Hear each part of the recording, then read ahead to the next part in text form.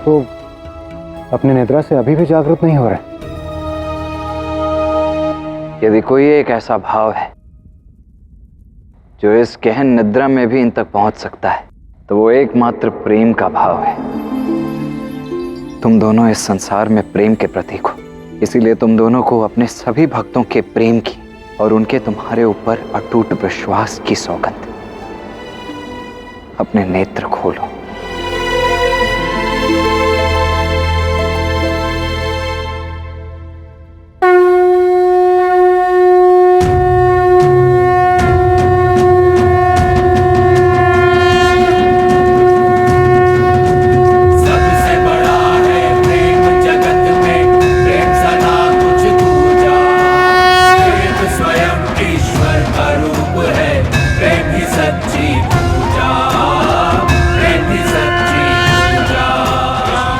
प्रणाम नारायण।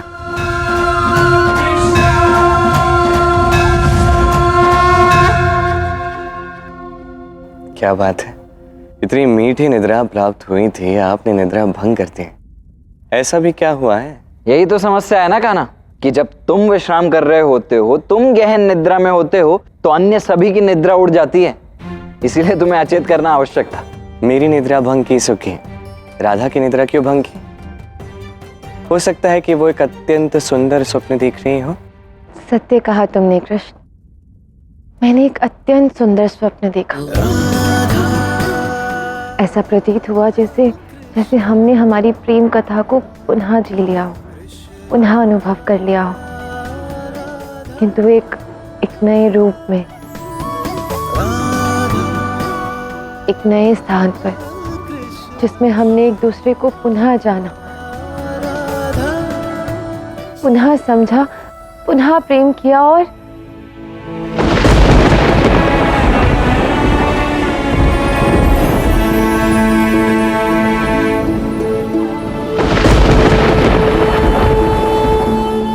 क्या हुआ राधा?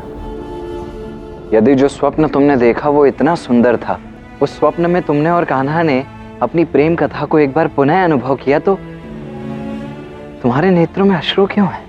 क्योंकि इस स्वप्न में मुझे कुछ अत्यंत महत्वपूर्ण समझ में आया है, जो कदाचित अनुचित है। और वो क्या है राधा?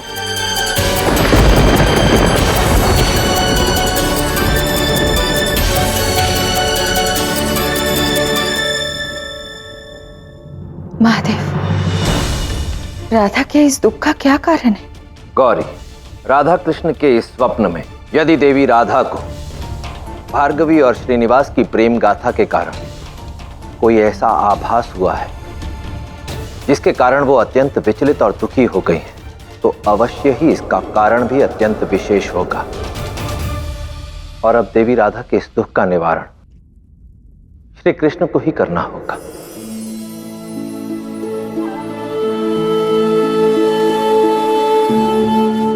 ऐसी कौन सी बात है जिसका आभास होने पर मेरी राधे को इतना दुख हो रहा है? ये स्वप्न जिसमें तुम श्रीनिवास थे और मैं भार्गवी, हम साथ होकर भी कभी साथ थे ही नहीं कृष्ण, क्योंकि हमारा विवाह ही नहीं हुआ। तो तुम्हें इस बात का दुख है मेरा विवाह पद्मावती से हुआ, पितु भार्गवी से नहीं? नहीं कृष्ण, मुझे ज्ञात है कि हम जहां भी हो और जिस रूप में भी हो,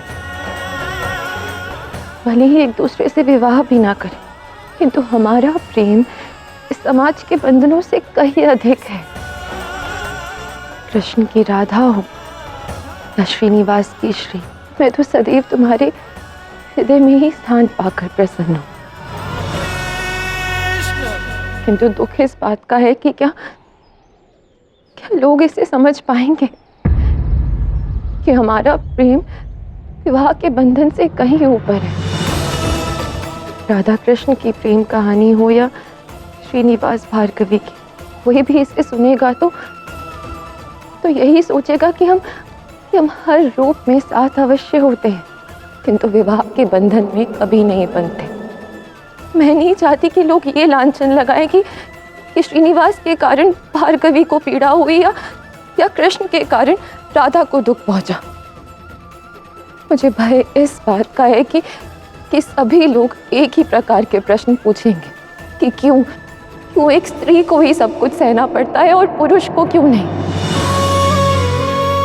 जिस संसार को तुम प्रेम का अर्थ समझाना चाहते हो, वही संसार हमारे प्रेम को अनुचित न समझ बैठे।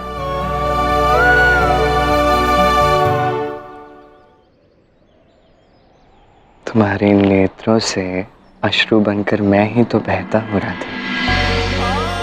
तुम्हें दुख होता है तो मुझे भी दुख होता है।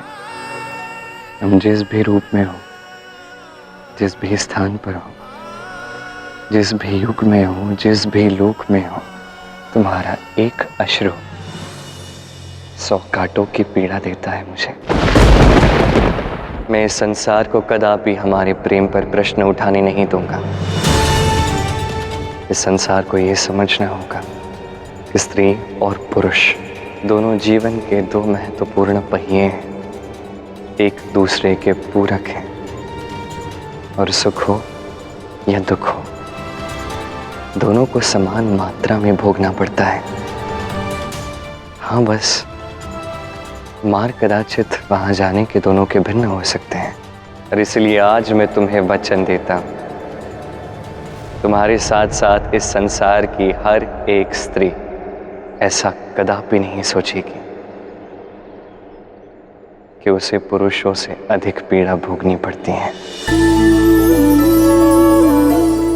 मेरी बस यही इच्छा है कृष्ण कि तुम ऐसा कर पाओ, किंतु मुझे कोई आशा नहीं है कि तुम ये कर पाओगे, क्योंकि संसार में प्रत्येक पुरुष कृष्ण तो नहीं है ना, जो अपनी राधा की पीड़ा को दूर करने के लिए उससे 100 गुना ज्यादा दुख झेलने को सज्ज हो जाए।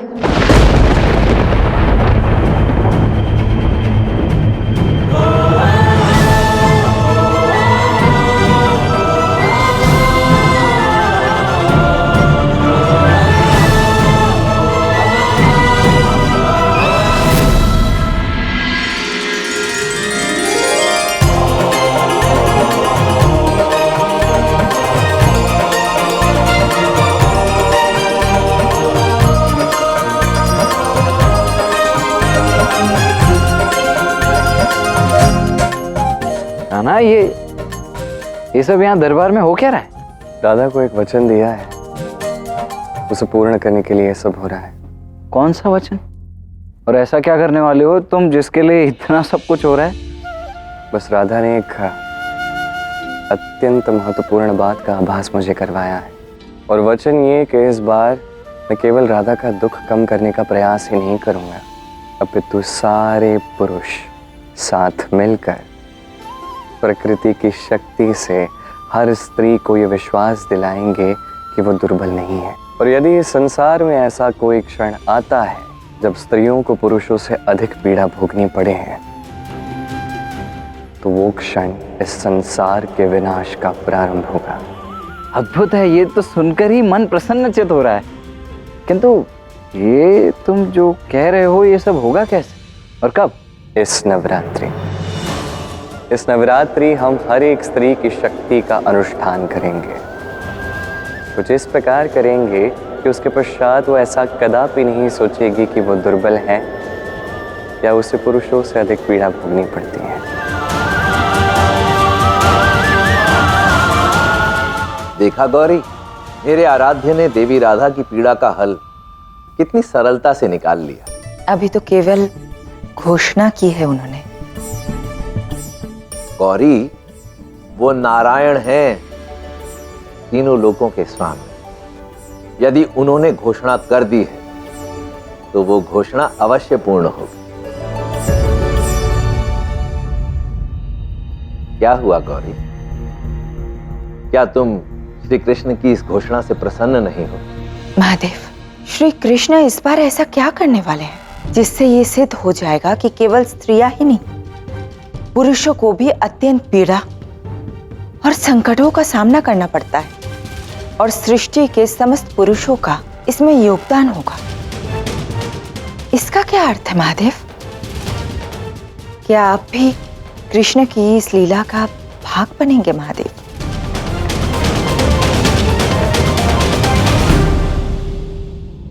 युवराज सांब, निशांत और प्रद्युमन पधार रहे हैं।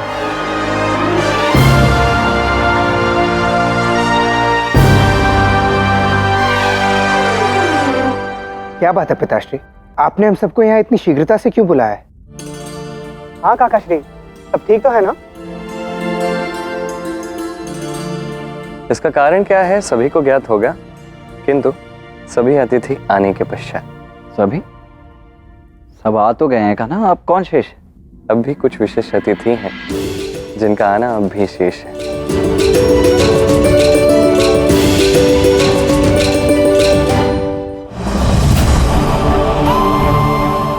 द्वारका में प्रवेश करने हेतु हमें द्वारकावासी बनकर जाना होगा।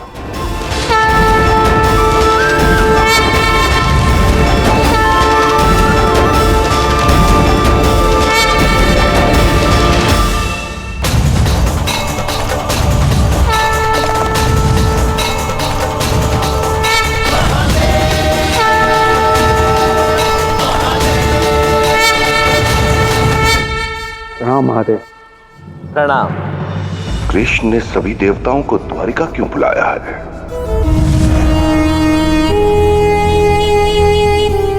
कहीं कृष्ण देवताओं के साथ मिलकर कोई योजना तो नहीं बना रहा? पिताश्री, हम सब कब से यहाँ प्रतीक्षा कर रहे हैं। कृपया कर ये तो बताइए कि हम प्रतीक्षा कर रहे हैं तो किसकी, और वो कब आने वाले हैं? तो बस अभी किसी भी क्षण यहाँ पहुँचते ही होंगे।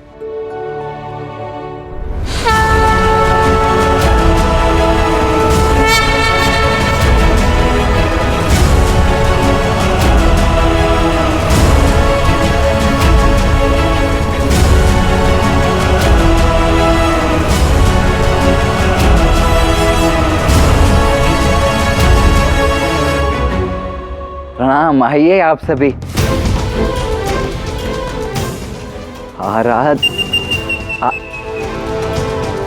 आगमन हो गया है सभी का। आइए पधारिए, विराजमान होइए, आइए यहाँ।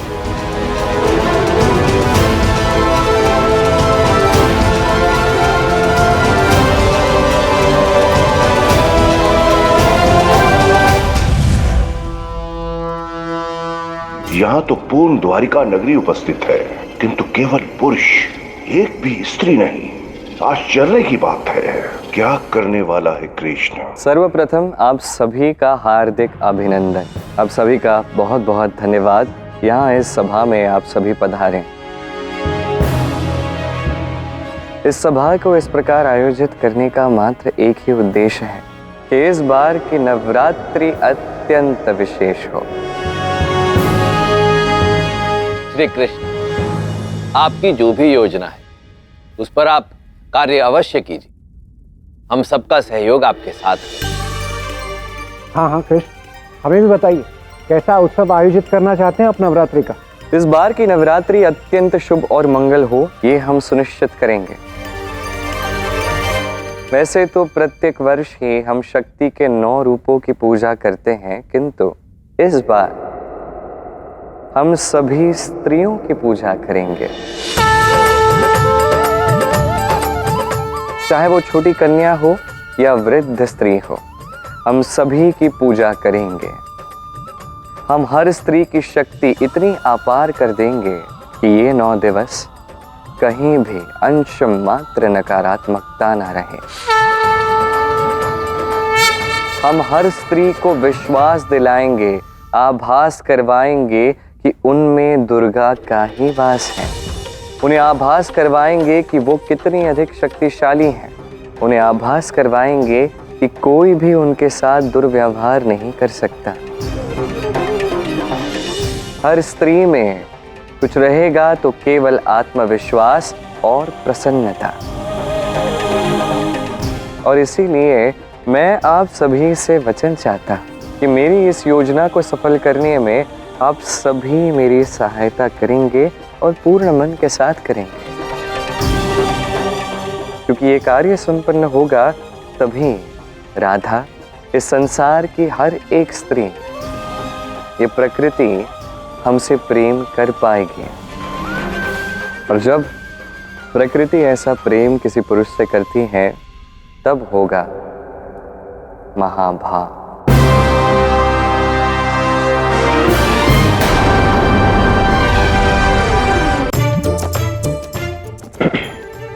कान्हा, भाव सुना है, अभाव सुना है, किंतु ये महाभाव क्या है? महाभाव इस संसार का सबसे महान भाव है। प्रेम करने की चरम सीमा है महाभाव। और जब ये संसार महाभाव को अनुभव करेगा तभी इस संसार की सभी नकारात्मक शक्तियां, सभी बुरी भावनाएं, इन सभी का अंत होगा। प्रेम के मार्ग पर चल के हमें प्रेम की ये विजय प्राप्त करनी है और ये कार्य होगा इस नवरात्रि। उत्तम, अति उत्तम।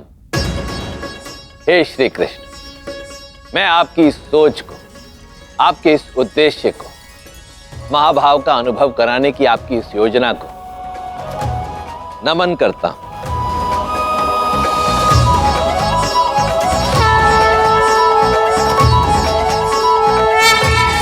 हम सब तुम्हारे साथ हैं कान्हा।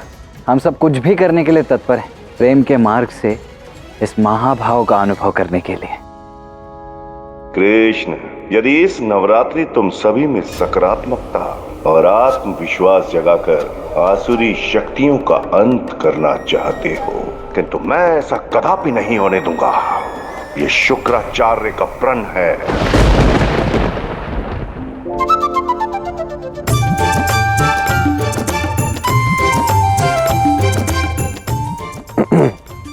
आराध्य, आप? क्या बात है, जब से मैंने महाभाव की बात की है आपके हाव भाव कुछ परिवर्तित लग रहे हैं। अभी तक तो मेरी घोषणा सुन के आप प्रसन्न थे, अभी ऐसे अकस्मात आप इतने चिंतित क्यों हो गए? चिंतित इसलिए हूं आराध्य, क्योंकि मैं प्रत्येक परिस्थिति में आपकी सहायता करना चाहता हूं, जिससे आपकी योजना सफल हो सके। परंतु मुझे तो समझ में नहीं आ रहा कि मुझे करना क्या है। देखिए, आपको केवल अपना प्रेम प्रकट करना है देवी पार्वती के प्रति। मैं ये कार्य कैसे करूं अपना प्रेम व्यक्त? एक अत्यंत गुप्त योजना है जो आपको बताना चाहता हूं। बताइए। योजना ये है कि आपको प्रेम का ये मार्ग स्वयं ही खोजना पड़ेगा। क्या आराध्य, ये प्रश्न भी आप मुझसे पूछ रहे हैं? आप स्वयं त्रिकालदर्शी हैं, आप जानते हैं पार्वती से प्रेम किया है। ऐसे में आप स्वयं सोच के देखिए, यदि देवी पार्वती को ज्ञात होता है कि प्रेम से उन्हें प्रसन्न करने के लिए भी योजना आप मुझसे पूछ रहे हैं, तो उन्हें तो दुख होगा ना। आप मुझे योजना मत बताइए। मैं स्वयं ही कोई योजना सोच लूंगा कि किस प्रकार से अपना प्रेम व्यक्त करना है मुझे। परंतु उसके लिए मुझे एकांत में कुछ सोचना होगा। आज्ञा दीजिए प्रभु।